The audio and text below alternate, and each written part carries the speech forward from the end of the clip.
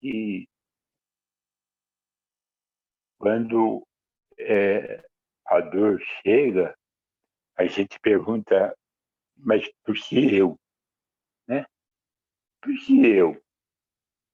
E aí a gente tem que lembrar de que os benfeitores espirituais lembram que a dor é uma lei de equilíbrio, de educação. E Leon Denis, no livro O Problema do Ser Divino e da Dor, que os gênios, eles não foram gênios somente pelo trabalho realizado através dos séculos em que viveram. Eles também tiveram um engrandecimento através do sofrimento e da dor. E a gente poderia se lembrar de alguns, né? Sócrates, por exemplo, ele foi envenenado. Será que ele não teve seu momento de dor, seu momento de sofrimento? Newton, que é tão falado na química, teve uma grave infecção pulmonar. Galileu Galilei, que foi condenado pela Inquisição por afirmar que a Terra não era o centro do universo, e na época da Inquisição,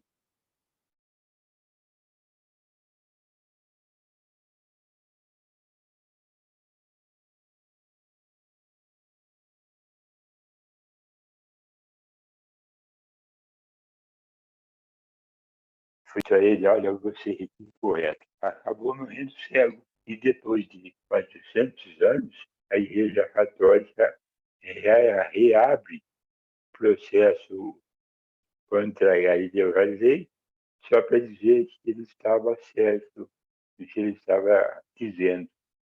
Giordano Bruno, né, que foi um outro batalhador, também foi levado para a fogueira vivo, né, e ele foi retando para a fogueira. Mozart, né, com suas belas composições, ficou surdo, e mesmo assim ele continuou o seu trabalho. O nosso Emmanuel, quando então era o Publio Lentulus, ele teve seus olhos queimados, né?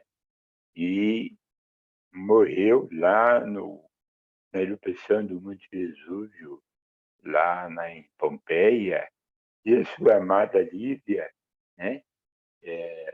Tão seguidora do Cristo, ela morreu nas arenas romanas, devorada pelas feras, e Públio estava lá vendo, embora não soubesse se ele estava, mas a dor foi muito grande, só porque ela queria seguir Jesus. Santos Dumont, né? Ele se suicidou quando ele estava sentado num banco de jardim e viu os aviões que ele criara para o bem da humanidade e para a guerra, para destruir os povos. E todos os discípulos de Jesus, eles foram mortos pela espada romana, exceto Judas e João, se não me falha a memória, né? Maria Madalena, que se transformou, ela foi acometida de lepra e morreu de lepra, né? Paulo de Tarso foi decepado pela espada romana. Joana de Cusa e o filho foram queimados também na arena romana, só por não abjurar, por não abandonar a crença no Cristo. O Jerônimo Mendonça, aquele que todos conhecem, o gigante deitado, que aos 19 anos teve já o início de uma paralisia e se acabou numa cama onde ele só mexia a cabeça e mesmo assim ele não abandonou o seu missionato, vamos dizer assim. E Chico, né, um ser bondoso que nós conhecemos, era portador de uma angina de peito, doía muito, um enfisema pulmonar. Ele pede uma vista durante a sua trajetória e esses nem, portanto, deixaram de ser os que foram. para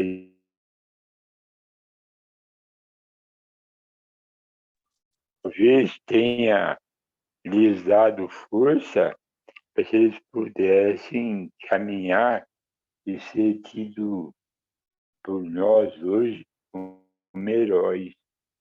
E aí a gente vem uma pergunta, mas para que serve a dor? Né? Para que? Qual é a finalidade? A sabedoria divina responde para nós que a dor serve para polir a pedra, para esculpir o mármore, para fundir o vidro e o aço, para martelar o ferro. E se levante a mão aquele que não é uma pedra bruta, que precisa ser lascada, fendada, para se transformar numa estrutura belíssima e famosa, né? E levante a mão aquele que não se acha duro com aço, a fim de não levar as suas marteladas para ser moldados, né?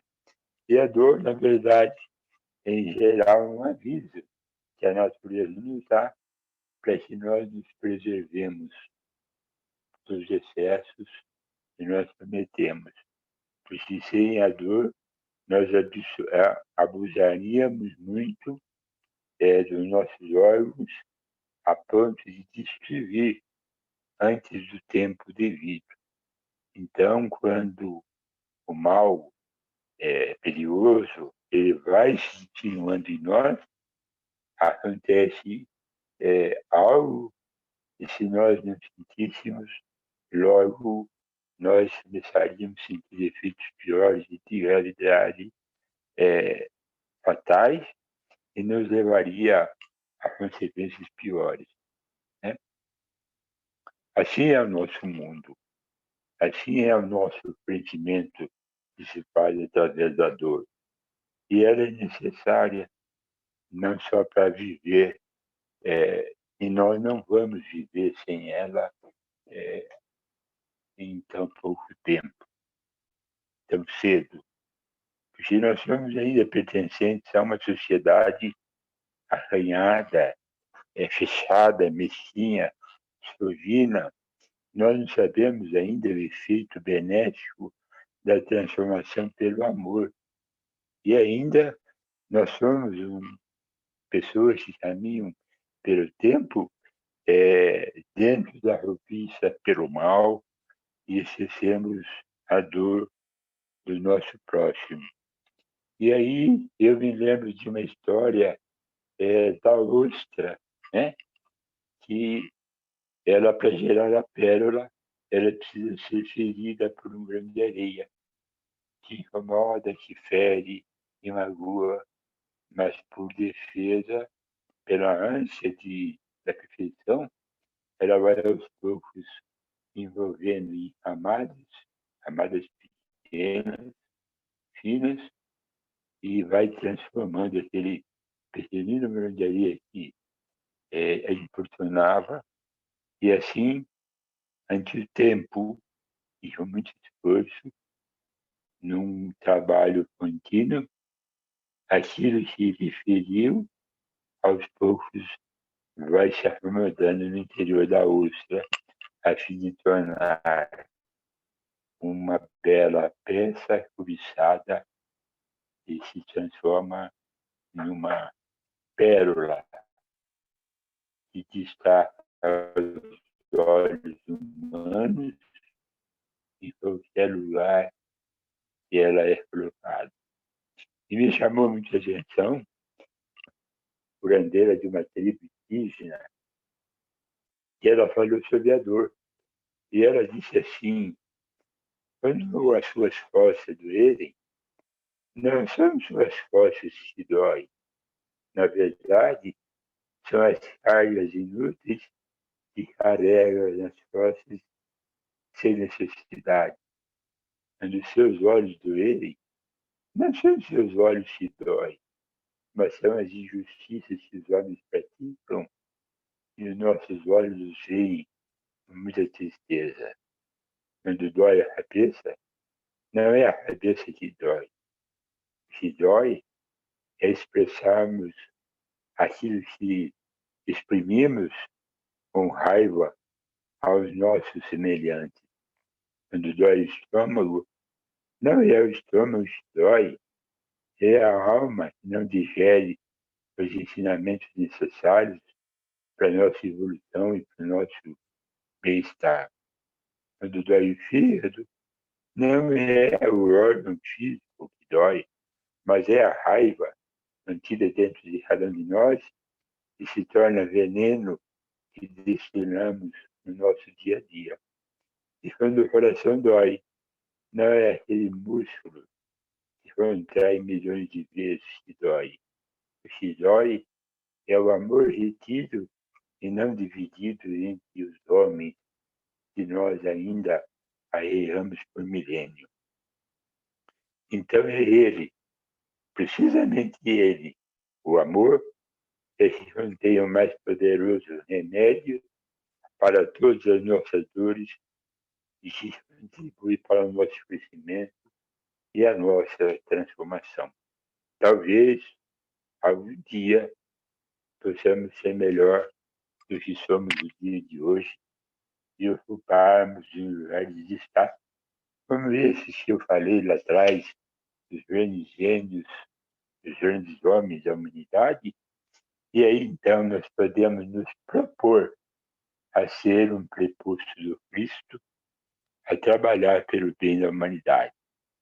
Aí então nós poderemos dizer que somos um verdadeiro seguidor do Mestre Jesus e aceitar a dor, não como um sofrimento, mas como um meio de aperfeiçoamento, como um meio de preservar a nossa saúde física, moral e espiritual. Era isso que eu queria dizer. Me desculpe se eu saí do tema, porque eu entrei